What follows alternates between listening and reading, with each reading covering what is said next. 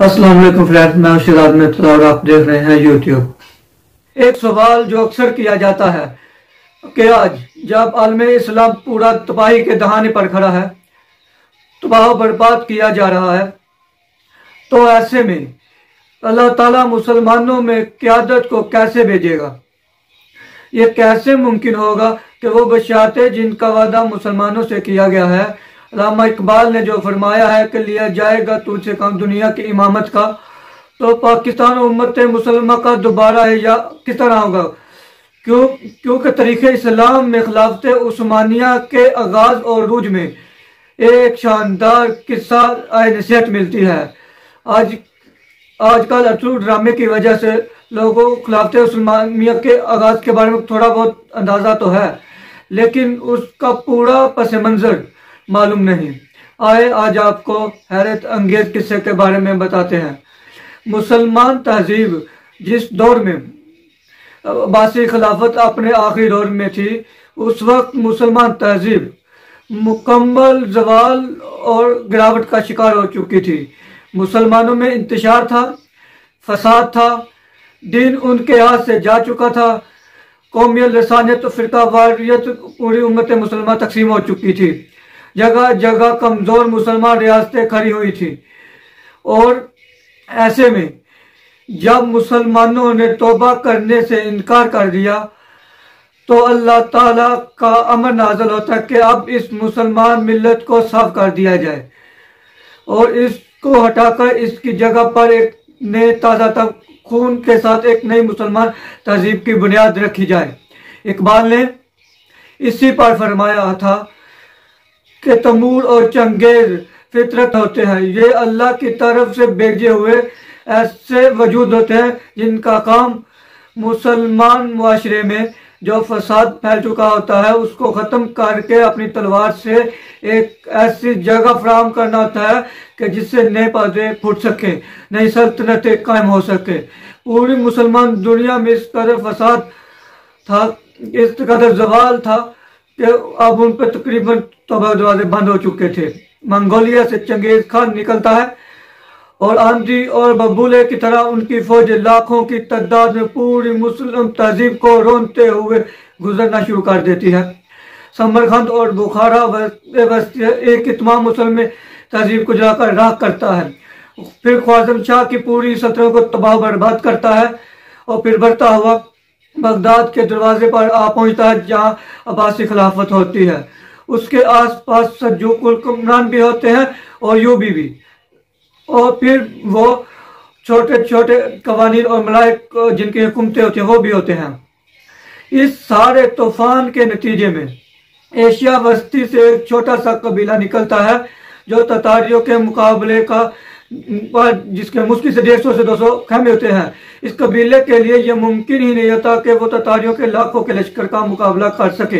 वो सिर्फ अपनी जान बचाने के लिए सेंट्रल एशिया से निकलता है, मुख्तलिफ इलाकों से होता हुआ बिल आखिर शाम से होता हुआ आज के मौजूदा तुर्की में दाखिल हो जाता है।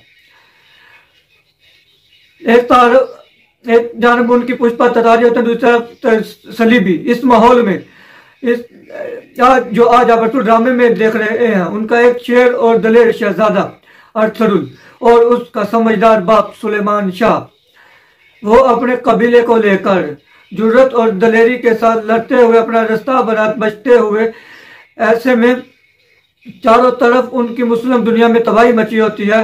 बगदाद की खिलाफत ऐसे तबाह की जाती है कि 15 लाख की आबादी के शहर में कोई शख्स भी जिंदा नहीं बचता। पहले दजला सुर्ख होता है और फिर लाइब्रेरी की किताबों से स्याह कर दिया जाता है।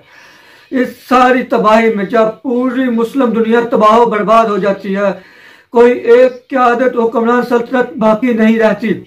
ऐसे में अल्लाह ताला एक जगह की फराहमी कर दे उस शेर और दलेर के लिए कि जिसको अल्लाह ताला ने चुना होता है आइंदा आने वाली जिम्मेदारी के लिए। जिस छोटे से कबीले से जिसके मुश्किल से 150-200 खैमे वाले छोटे से कबीले के सरबरा अरसुल, उसको अल्लाह ताला ऐसी जगह लाकर खड़ा कर देता है। उस सारे फसाद में पूरी एक अफर और इस्लामी माशरे में उसके दरमियान में उसको अजरुल उसके खानदान और कबीले को बचा कर रखता है, जो उससे फ़ायदा उठाते हुए अब आस्ता आस्ता फैलाना शुरू कर देता है। अल्लाह उनके लिए रास्ते निकालता है, अल्लाह उनकी हिफाजत करता है। और वो जो दुनिया में कोई तवक्को नहीं कर सकता, जहाँ बड़ी बड़ी सल्तनत तबाह बर्बाद होगी, एक वहाँ 150 खैमों वाला छोटा सा कबीला इस तरह अपनी जगह बनाते हुए अपनी दलेरी, शुजाअत और बहादुरी के जरिए दूसरे कबीलों को अपना हलीफ बनाते हुए तमाम शख्स खुर्दा मुसलमान रियासतों की खंडराट पर ये आस्ता आस्ता अपनी हुकूमत बनाते हुए फैलना शुरू करता है।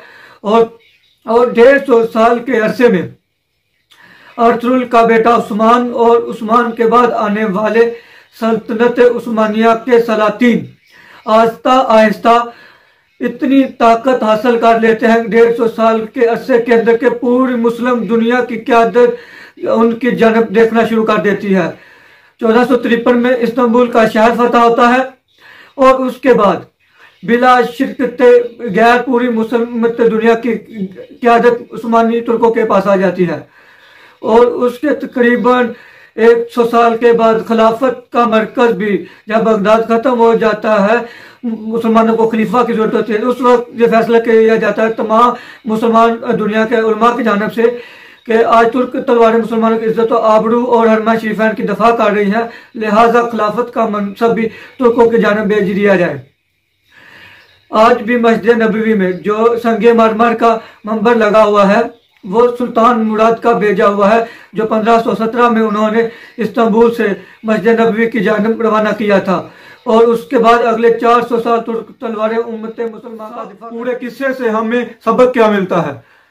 हमें सबक ये मिलता है कि इकबाल ने जब ये बात की कि फितरत खुद करती है लाले की हिनाबंदी। एक मर्द मुजाहिद का काम ये होता है कि अपने आप को जिहाद के लिए तैयार रखे, अल्लाह के दीन की सरबुलंदी के लिए अपने आप को सरबकफ रहे, सरफरोशी और जाननिसारी के सदी वसल्लम का वफादार रहे और अल्लाह ताला फिर उसके लिए रास्ते निकालता है, अल्लाह ताला उसकी हिफाजत फरमाता है। और जहां पूरी दुनिया में तबाही मची होती है, फिर अल्लाह ताला ऐसे वजूद को चुन लेता है, उस वीरानी में, उस तबाही में उम्मत की क़यादत करने के लिए ऐसे वजूद को फिर मौका दे दिया जाता है कि क़यादत का ताज उसके सर पर सजा दिया जाता है। आज भी उम्मत मुसलमान के साथ जो हो रहा है उसमें आपको उस्मानी तुर्कों की तारीख में बहुत सबक मिलेंगे। इस वक्त तबाही का दौर है। उसी तरह जिस तरह लाकू खां और चंगेज खान और सलीबियों ने आके पूरी मुस्लिम दुनिया को तबाह बर्बाद किया था, आज मुसलमान मिलत उसी दौर से गुजर रही है। मायूस मत हो, ये अल्लाह का वादा है, अल्लाह का यकीन ख़त्म नहीं किया जा सकता। अल्लाह और उसके रसूल सल्लल्लाहु अलैहि वसल्लम जो बशारतें हमें दी हैं उन्होंने होकर रहना है। गज़वा हिंद होगा, खिलाफत मिनाजुल नबुवा भी कायम होगी, बैतुल मुक़द्दस भी मुसलमान दोबारा वापस लेंगे। लेकिन अल्लाह के काम जिन मुजाहिदों से लेगा अभी उनमें आने में थोड़ा वक्त है। ये वक्त तकरीब का दौर है। ये वही वक्त है कि जो जंग-ए-एहसान और लाकू खां की फौजें मुसलमानों की सफाई करती फिर उस सारे फसाद के दरमियान अल्लाह ताला एक छोटे से कबीले की हिफाजत करके उसको दोबारा छिपा कर रखता है कि वक्त आने पर इसको क़यादत दी जाएगी। आज भी ऐसे ही हो रहा है।